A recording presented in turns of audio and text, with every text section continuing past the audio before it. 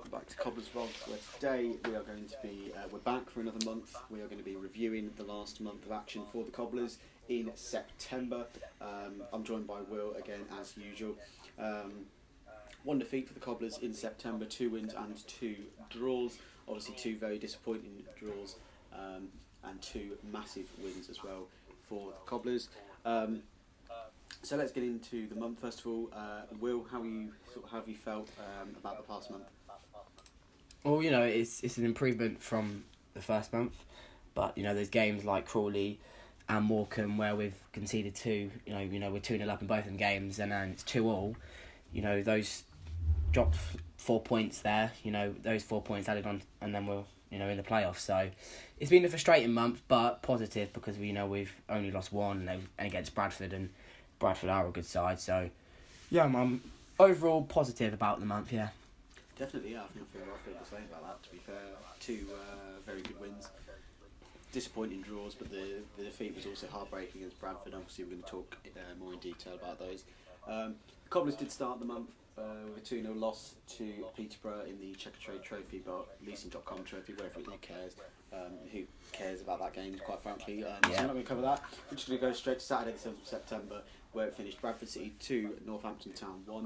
The Cobblers started the month sat in 18th position, 7 games, 7 points at the end of August. They started the month in 18th, like I just said. So Bradford, what was your assessment on that one? 2-1, obviously. Well, it was annoying, because it sounded like on the radio that we were inviting pressure at the end of the we got the goal. Of course, it was Charlie Good, wasn't it? Yeah, it was Charlie Good with the goal. So that was good for him. And no, it was. I think we kind of scored, and then Keith Cole went, "All right, let's sit back," and it clearly didn't work. And Bradford counted it, and then again they scored in the last minute to win it. So common theme. That was the start of this negativity with Cole, wasn't it? Like the sitting back sort of thing. Going 1-0 up and then sitting back, which again was a theme throughout the month, really. From obviously the Morecambe and the Crawley games, which again we'll cover later on.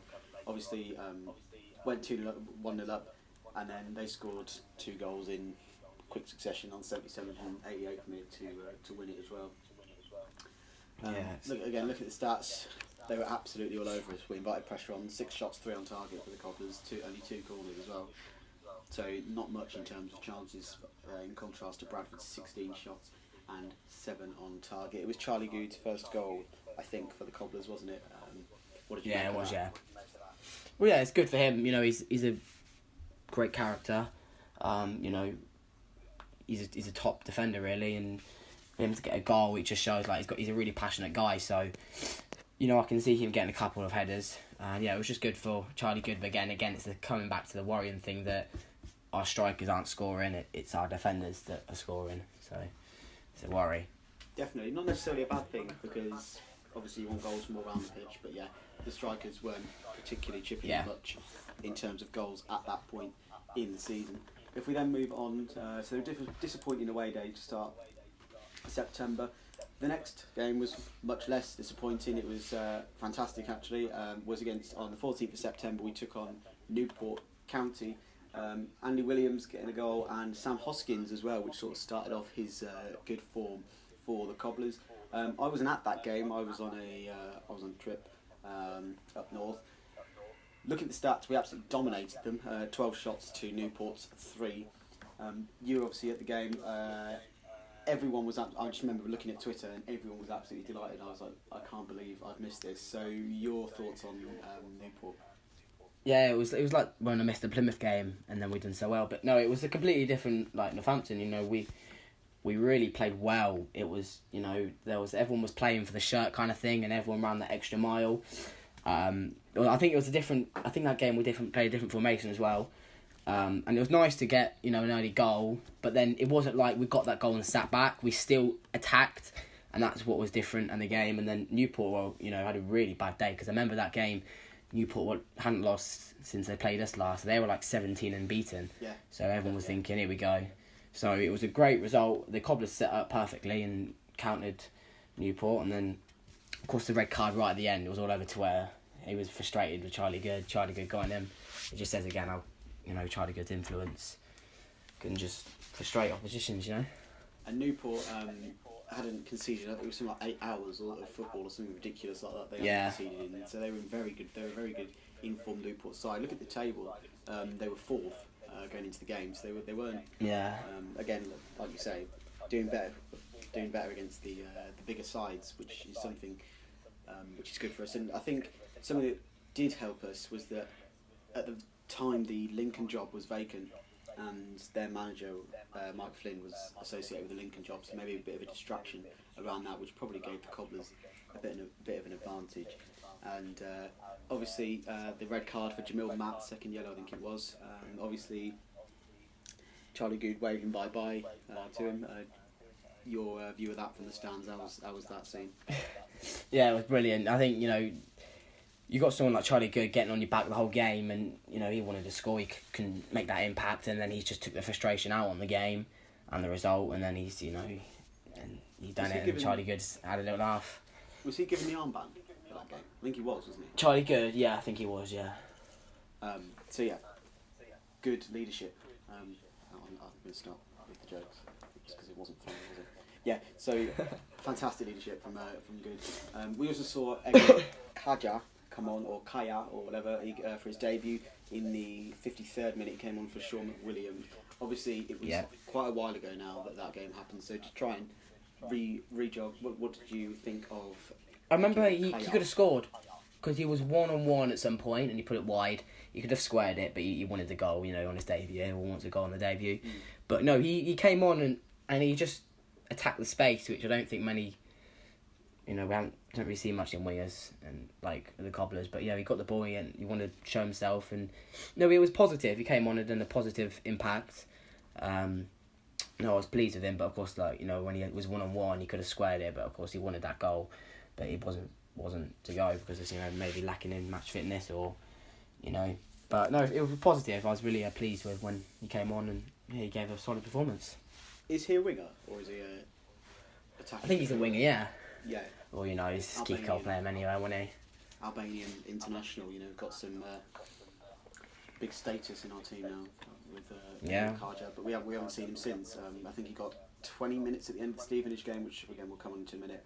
But another fantastic performance in the Cobblers, another dominant performance as well. And Mr. Sam Hoskins, my best friend, the player I probably hate most in the Cobblers team.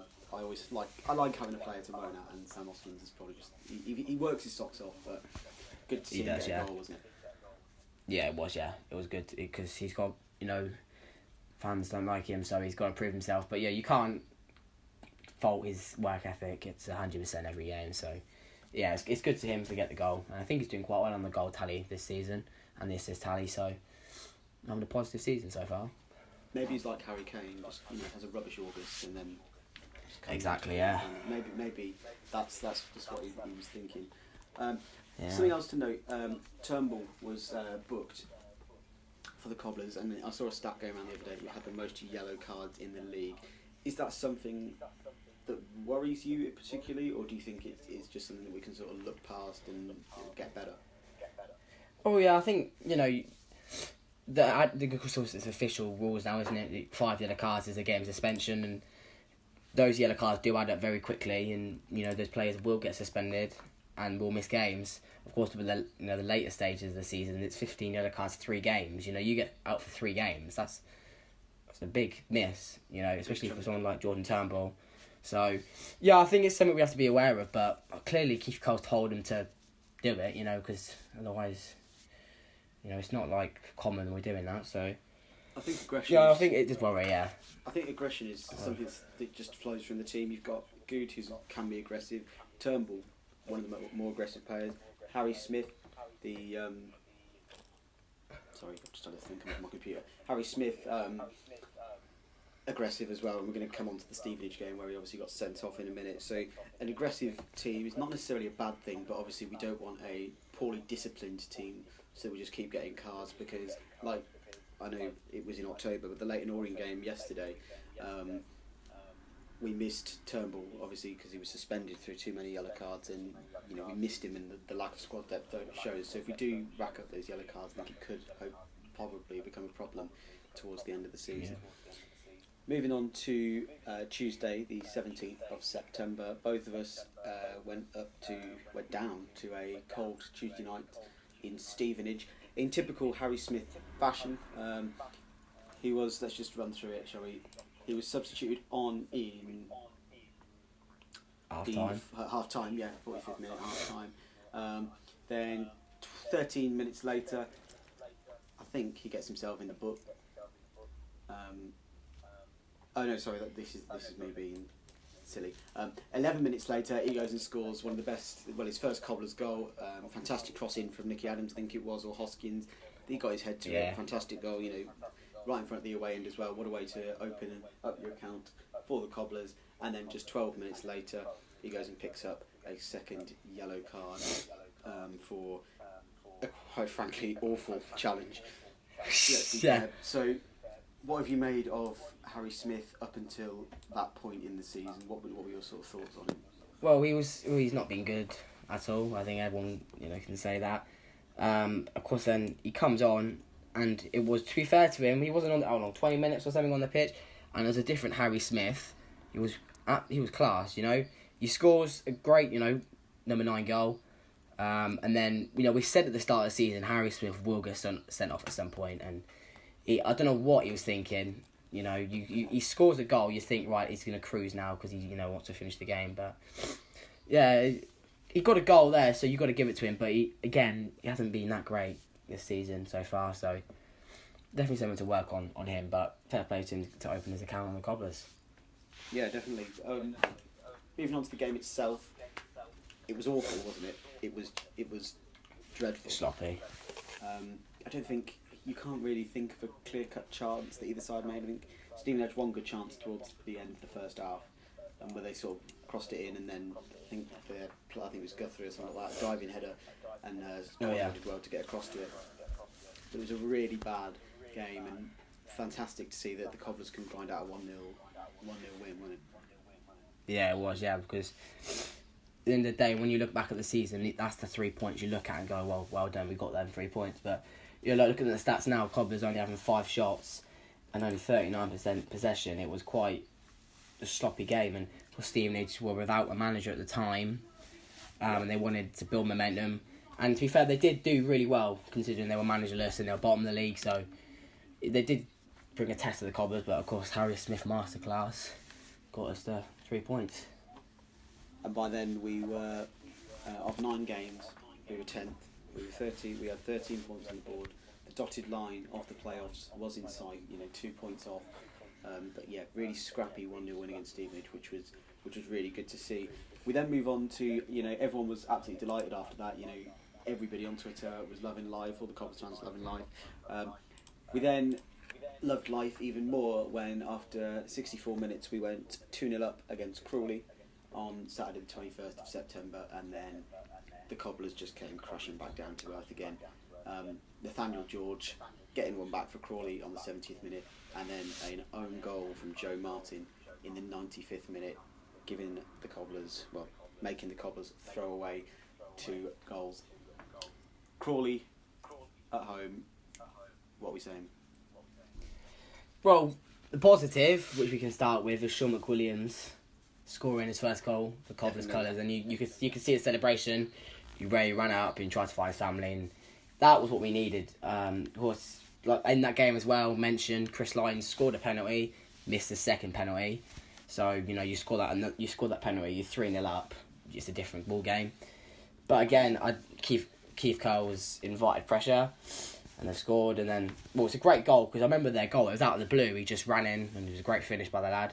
Of course, then they were, and then of course at the end, Joe Martin own goal. Wasn't much Joe Martin could do, so it wasn't like it was his fault, but inviting pressure too much, and they got the goal at the end, and of course it's very frustrating for Cobblers fans being 2-0 up. It was a strange one, wasn't it? He sort of hit Cornell, hit Martin, and just went in, didn't it? It was really strange to concede, and it was. It's one from the stands where you can't do anything to stop that happening, and very, very frustrating. We talked about Curl sitting back. I'm looking at the substitutions he made, and he did the opposite. But we made very attacking substitutions, but still sat back. We brought Kaya on for Williams. we brought Oliver on for Adams, and we brought Lines off for Warburton to come on. Attacking changes when you're 2-0 up to then try and sit back. Is there some sort of logic there? I don't know. Youth cast substitutions are very strange, but when you do that, it's just you're bringing off some certain players. Like Nicky Adams came off, Chris Lyons came off. So even though they're putting up more attacking players, those attacking players then end up playing. Like Matt Walton probably played in the same position that Chris Lyons did, and that. So it just seems a bit stupid, some of the substitutions he makes. But yeah, I think it's just, again, we just invited pressure too much, and the substitutions are very questionable under Keith Curle. The one that confuses me is the Warburton one. 2 minutes to go. He comes on. We're 2-1 up. Crawley, they were peppering our goal, weren't they? And Lyons is probably the sort of person with experience that's going to be able to deal with that. Whereas Warburton has just come out of the non-league. He's probably never been in that situation in a actual professional league game before, and it doesn't make sense. Then we move on to another terrible 2-2 draw. Oh, yes. When you were there, you travelled that long round trip. Oh gosh, yeah. Talk us through your day. Well, lovely seaside. We can start off with. We go into the game, good lineup. Turnbull scores. 11 Life scores again. Half time, we're cruising. Thank you very much. And then again, the substitutions were, very strange. He brings on Harry Smith, who was so pointless in being there because we invited pressure, and Harry Smith was just up there by himself. And every time we got the ball, we just didn't make an effort to move.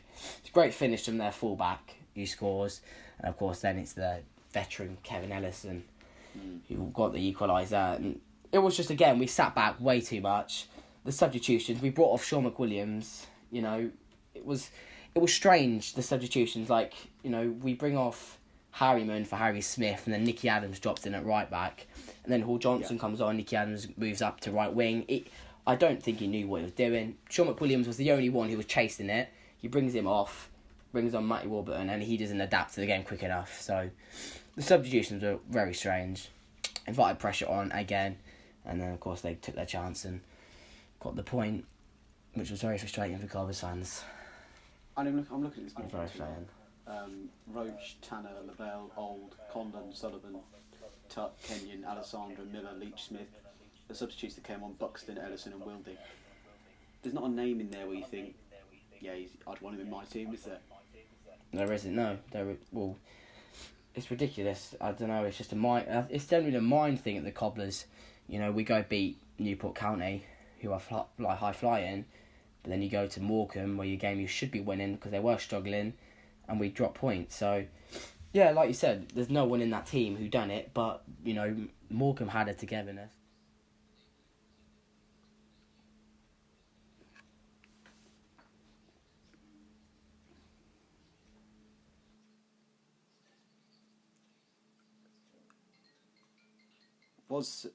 Was there a feeling that we were going to lose when Morecambe pulled one back?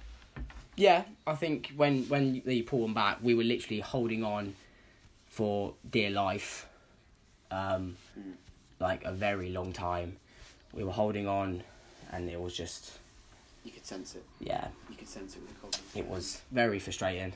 Yeah, and then because the goal comes in, and then I remember at the end it was Keith Cole that came over, and he was getting abuse.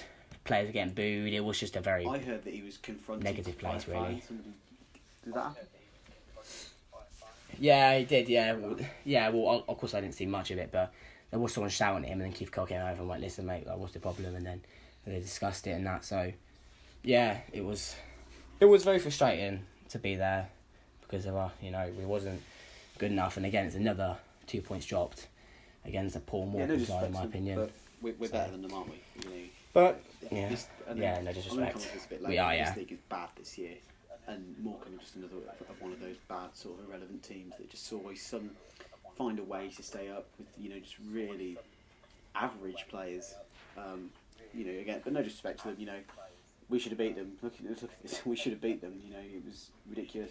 Back to the yellow cards again. 3 yellow cards picked up in that game for the Cobblers, which again could become a bit of a concern in terms of the discipline. Only 2,500 there, just under 2,500 there. So about 300 Cobblers fans as well. Yeah. So more fantastic support from the Cobblers as usual. So fair play to you if you went up there for that. I know you and your mate went as well, and absolute heartbreak.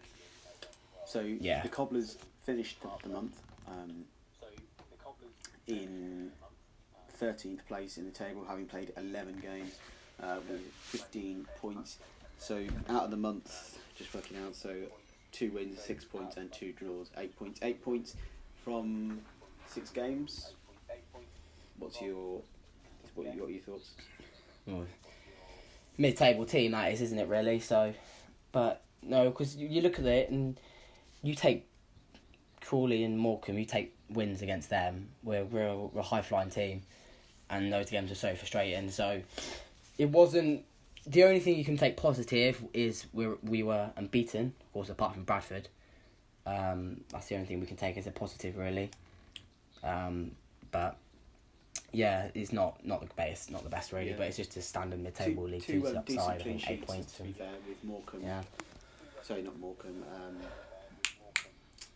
Newport and Stevenage, 2 decent clean sheets. Stevenage was more of a grind out the win. I think Newport, it sounded like we controlled the game more. The Newport game, but Stevenage definitely grinding out the win. The good at the back from Turnbull, Good, Harriman as well. The best full back in League Two, as he claims himself to be. So, an okay month, I would say. Would you say it was better or worse than August? We'll just go through August. So we got the 3-1 win against Plymouth, 1-0 loss to Colchester, 1-0 win against Swindon, 2-1 loss to Macclesfield. 1-1 draw Port Vale and 1-0 loss to Walsall. So, better or worse, September or August? I'd probably say September really, because we went unbeaten. I guess like in August we didn't win. It was quite poor really. Apart from the Swindon game, that's pretty good. Of course, the Plymouth game, but again, it was like the same kind of thing. It's 2 standout games. Plymouth and Swindon, and this month it was, of course, Newport, and grinding out that 1-0 win against Stevenage. I know it wasn't great, but to do that on a cold Tuesday night it's 2 standout games in both months really, but neither of them are great. But I'd probably say September simply because we were 4 unbeaten. Quite a lot is the word mid-table. After the end of September, we were sat in 13th position with 15 points after 11 games, which is okay, I guess. We were 3 points outside the playoffs. So, an okay September, I would say, an okay August. I think we started to see, I don't know if you agree or not, but I think we started to see a better footballing side in September compared to August. Yeah. Yeah, we did. We just can't. We just got to learn how to see out games better, and if we do that, then I genuinely believe we can be up there. But we just need to see out games better. Good. So an okay September. Moving on to October, then obviously we're recording this on Sunday the 6th. So yesterday we slumped to a 1-0 defeat against Leyton Orient. The less said about that, the better. But in October, including the Orient game, we have 1, 2, 3, 4, 5, 6 games, including a Leasing.com game against Cambridge United. What are your thoughts, looking at October, what are your thoughts on, not looking at October, looking at the Leasing.com trophy, what are your thoughts on that as a competition in general, first of all?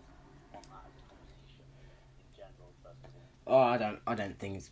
I think that the under-21 teams ruins it, because, like, for example, when we played Arsenal's under-21s, they had Matt Macy in goal, who's 25. So this is an Arsenal's under-21 competition. Doesn't make sense. With a 25-year-old in goal. That I think that ruins the point. If they're going to play in the under-21 teams, stick to the rules. But no, I don't really care about it. I think it's good that we can play it simply because it gives players like Scott Pollock, Ryan Hughes, Kate Kajal, whatever you say his name, to get him minutes. Fisher, these players who need minutes, it just keeps them regular fit. So I think it's good for that, but I wouldn't be proud to say that we won the Legion.com trophy. In September, because we didn't see any youth players at all, did we, in September? We didn't see any of Pollock, any of Roberts, any of Hughes. Jay Williams was loaned out to Kettering as well.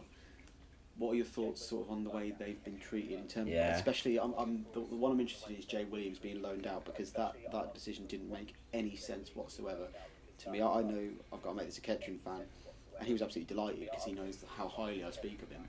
But it was a really strange one, I thought. Yeah, I don't know why he's done it. He's sent them out to go get 5 games in 2 leagues below League 2. It's a strange one, considering we have no backup. His only backup now is Ryan Hughes. You're not being funny. If you went to the Cheltenham game when we lost 3-1, he gave away a pen. He didn't know how to play centre-back. I know he's young and you've got to give him time. But, Jay Williams any day over Ryan Hughes. No offence to the lad. But there's not enough depth. If we had, a Premier League loanee, then fair enough, loan out Jay Williams. But it was another strange... No, it's a very strange loan move. Get back to what we're going to talk about. So first of all, Tuesday night, I doubt you're making the trip to Cambridge, are you? No, can't say I am either. But no, I'm not. What are your thoughts on how that one's going to pan out for Cobblers? And a score prediction? I think it'll probably be a penalty shootout, so I'll probably go with a 1-1. I hope to see youth played in the squad. I don't think he will, though. I think he'll play a strong side. But I think it's a run out for the players. I really want us to lose, because I just think it's a stupid trophy, and it's just a point in it. Really, I think it's. You'd go if we got to Wembley. I just don't see the point in it. Not that bad then. Yeah, I probably would go to Wembley. Yeah, but it's a long process. But knowing, let's say we go to Wembley and we play against Man City's under 21s, they'll probably stick Phil Foden, Edison maybe might feature in the game. I don't know. It's just 5 or 3. You're allowed 5 or 3 first team players in the matchday squad, I think. But again, let's just forget about that. Exactly. So next Saturday, the Cobblers make the trip to struggling Scunthorpe United. Are you going to that one or not? Okay. Not yet decided. So I'm not sure. A game for a good cause, which I'm going to mention a little bit later on. But Scunthorpe United, I'm going to go for a 3-0 loss because Kevin Van Veen is going to score a hat-trick against us. Oh, yes, that fella. Definitely going... Yeah, I'm going in with a 2-0 loss as well. And Van Veen to score 2. It's going to happen. He's going to score. It's written in the stars. Then after that, we take on Salford City, who, in obviously your famous quote, "They're not a real club" on the Cobblers to Me podcast. Before we move on to how that's going to go, just what are your thoughts on Salford City as a club? Well, you've got to think as it is. If Cobblers had that investment, we'd be happy. We'd be super happy. I think anyone who gets investment like that, you paid basically to win the leagues and that. But I just think it's a bit ruining football. But like I said, if it happened to the Cobblers, I wouldn't be complaining. But no, it's good to see them coming up. But the players like Richie Toll played something like 30 games in the Championship for Rotherham.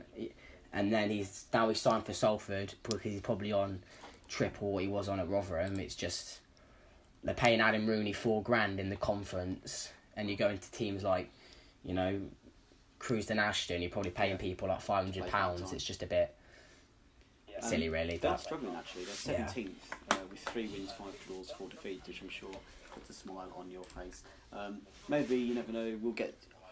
Who's our local Premier League club? I guess we'll get the Leicester legends to come and invest in us and buy us out. You never know. Are there any Leicester legends? Jamie Vardy. Anyway, onto the game. Obviously, that was at Sixfields on Saturday, 19th of October. Get yourself down there if you fancy going. What are your score predictions for that one? I'm going to go with a 2-0 win. 1-0. I'm going with a 1-0 win. Clean sheets. 1-0 for me. That's what we like as well. Moving on to this typical League 2, this one. The clocks would have gone back. It's a Tuesday night. it's the furthest possible journey we can make. We go away to Carlisle United. I can safely say I probably won't be there as much as I'd like to show that I'm a loyal supporter of all this stuff. Carlisle away, it's going to be a tough one, isn't it? Yeah, well, the one thing we can address quickly is why they haven't held it for a week and put it in the holidays. Yeah. It's a bit stupid. If you put it 1 week, next week, it's in the holidays, then that's a game that people can attend to. But I don't think there'll be many. And if there's Cobblers fans who travel, that is commitment. That is real commitment. Because I went to Carlisle last year, but it was on a Saturday, so it wasn't that bad. But on a Tuesday night, I can, because Jack Bridge plays for Carlisle now, doesn't he? So I can, I can just see a boring 0-0. It's a bit like maybe we'll do a Macclesfield. We played them at about that time of the season, and got a nice 5-0 win against them. But again, Macclesfield aren't the best team in the world. Carlisle are much better, probably, than Macclesfield. I just realised I'm in the complete other end of the country. I'm down south on a residential, so I definitely won't be going to Carlisle, but I'll definitely be following along. That's for certain. So Carlisle are tough away. It's going to be a cold, rainy Tuesday night in, I think it's Cumbria, isn't it? They're not Yorkshire, they're Cumbria, aren't they? Which is slightly further north. So fair play. I'm sure there'll be a coach, maybe 1 or 2 coach loads that definitely go up there as well. Trainable as well if you can get the time off work or whatever. Moving on to the final game of October. This is completely, I think both sets of fans can be in agreement, this is not a derby game. We take on Cambridge United at home. Obviously we play them in the Start and the Leasing.com trophy. It's going to be a completely different game, isn't it, Will? Yeah, I think it is, as well. I don't know how he's doing recently because Mark Richards, Cambridge, he's on fire currently. I don't know how he's doing currently, but he's definitely got 3 or 4 goals, hasn't he? So I can see him scoring. Oh yeah, Mr. Mark Richards coming back also. I can see him scoring, and then I'd probably say Neo. I could probably say we'll win 2-1, but I can see Mark Richards scoring there. Under 23s team, so I don't think he'll make an appearance, but it'd be nice if he came on, scored against us. I think that would be the friendship would be over. My former strike partner. Oh yeah, I know you're on about playing against the Cobblers with one of my favourite Cobblers strikers of all time, Mark Richards. Well, not all time, but one of my favourite Cobblers strikers, Mark Richards, and then scoring against the Cobblers would be an absolute disaster for me. I think that would honestly break me if that happened. So, did you give me a score prediction? Sorry, I was interrupted while you were speaking there. 2-1, take a win. Be a tough one. I'll say 2-2. No, I won't. I'll go for a dramatic 4-3 Cobblers win. I'll probably say 2-1. Score in the last minute. 2-1, yeah. Throw his shirt into the South Stand. I don't know. So 3, 6, 9, 12 points available in October. I'm going to go for 10 out of 12 points. What about you? Is that mathematically possible? Yeah, three wins and a draw. Yeah, it is possible. So that's pretty much everything in terms of the next month. Hopefully, same as me. 10 out of 12. Good out of it. Moving on next, we're going to take a look at your questions. 3 wins. So, Will, I think you've got some for us, haven't you? So over to you.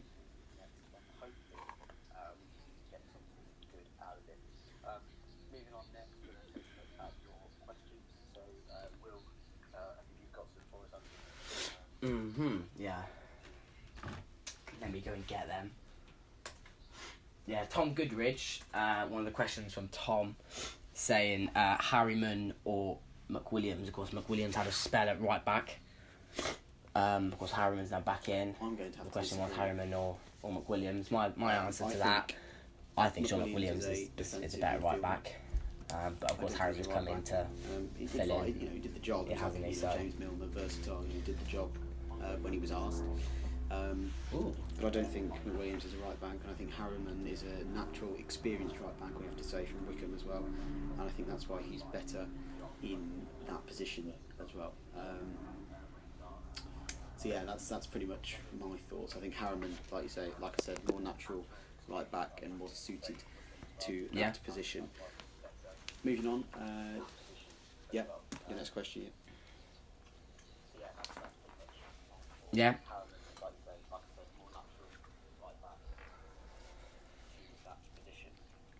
Yeah, there's one more.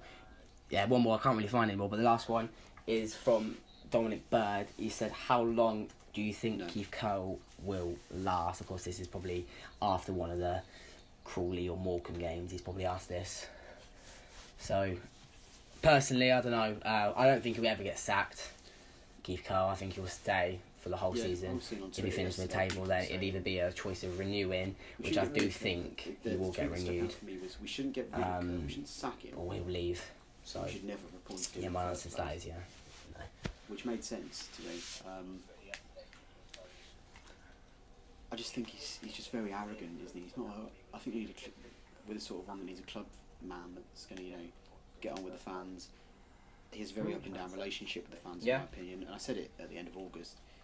He won't be here next season because I don't think he'll get his contract renewed. I don't think he'll get sacked because I think we're just going to finish mid-table mediocrity. I don't think he'll get sacked, but I don't see him here next season. You never know. Yeah. You never know, really. I've got one or two as well on Twitter. I'll just load those up quite quickly. Okay, so you never know, yeah. First one. So who player of the month for? Well, we're going to come on to this in a minute. Player of the month for September.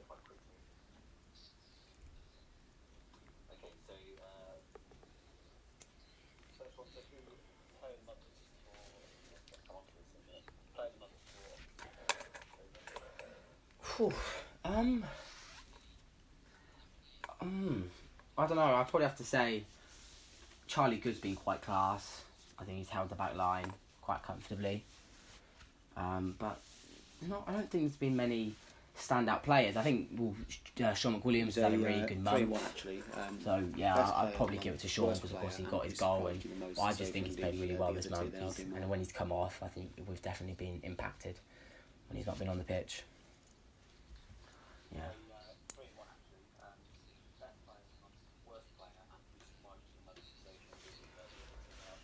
Right, so the worst player, I have to go with Harry Smith. Even though he scored, he got sent off, and since then he still hasn't changed. And a player that surprised me,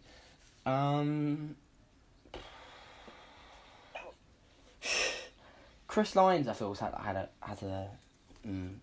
he had a good month. I think he's starting to show his ability more. Of course, he's taking leadership, taking the penalty and taking the other one. But I think Chris Lyons has had a right month. I think Chris Lyons surprised me because he hasn't really done well in the first month. So I think he's improved. So yeah, I'd probably say Chris Lyons. Yeah.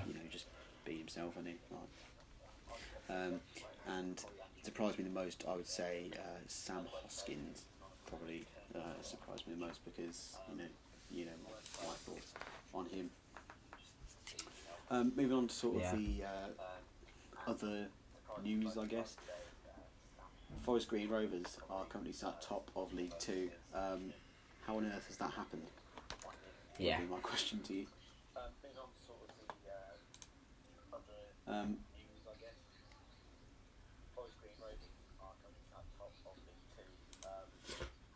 Yeah. Oh my God! I did not even know. Wow.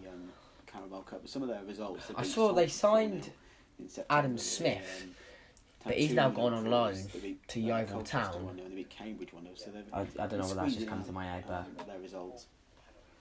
So they've been alright, Forest Green. We'll move on to we're looking at League One as well. No, we won't. We'll talk about League Two. I want to talk about the fact that League Two, fair play to quality of League Two has surprised me this year because there has not. I don't know about you, but there hasn't been a team for me where I thought they're good.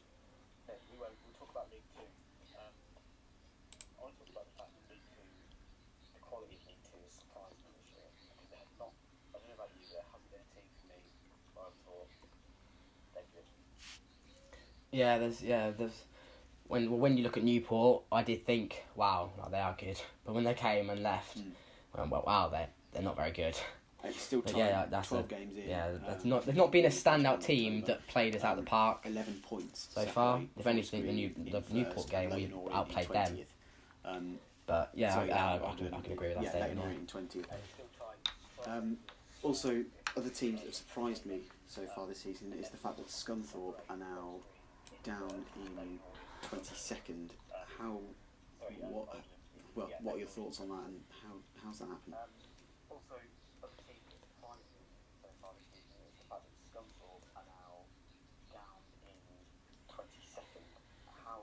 Yeah. Yeah, I think it's a relegation team, and they just have not adapted well enough. I think we were a bit like that, weren't we? For Keith Kevin. So I do see the manager, Scunthorpe manager, of course, getting the sack if it doesn't improve for him. Was it this month? I think it was and his team. End of August, wasn't it? Which meant that now only one team is relegated from League Two, for then two teams to come up to replace one of them to replace Bury in the National League, to make up the full 92 again. What are your thoughts? Do you think Bury should be allowed back into the league or into the National League? Where's the line?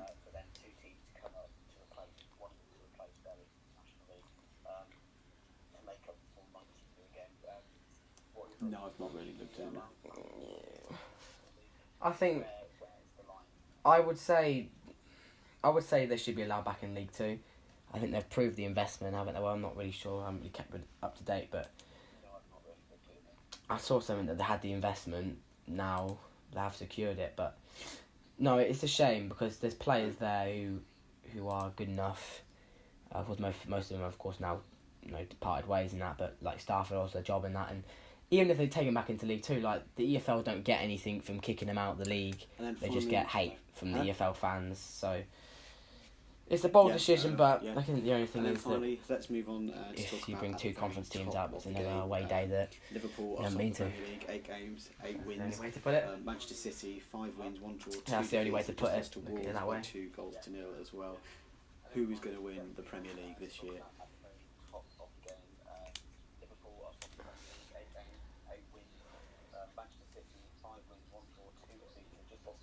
No.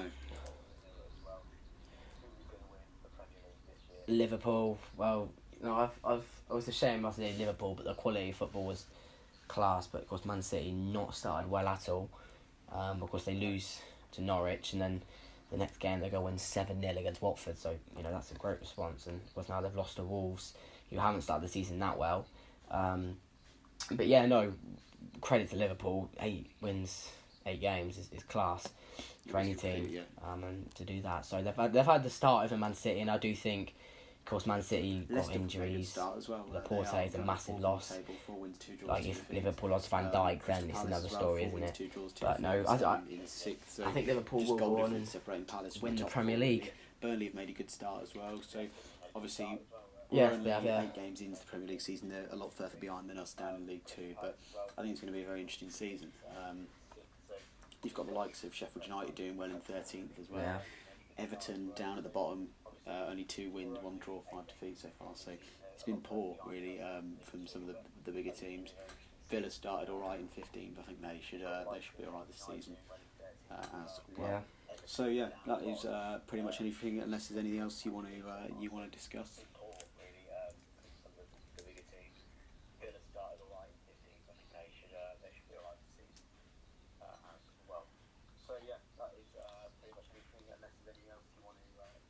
It's quite late in the week. No, I was going to just add on Leicester. They departure of Harry Maguire and the money they got from him, and I don't think they spent the money that they got from him. So I do think they have that cash to look at in January, and of course James Maddison's highly linked away. They lose him, then you're talking wins the league with very good budget, and I do think if they do lose Maddison, then they've got a big budget. And depends, of course, where they are in January. They can make some good additions in January. Did a fairly decent win for them. Nothing else really happened. Chelsea walloped Southampton by 4 goals to 0, and obviously Wolves embarrassed Man City. Imagine, yeah. We'll keep mentioning because it's funny. So yeah, that's pretty much it. Thank you again if you're still here. Another 45 minutes as well. So thank you if you're still listening. Please do leave a like on the video for us. If you've got anything you want to tell us, let us know on Twitter. All our links are in the description. Will's link, my link, the Cobblers vlogs Twitter link as well. Everything's down there. So yeah, thanks very much for listening, watching. Please leave a like on the video, and until next time, we'll both see you later. Bye bye.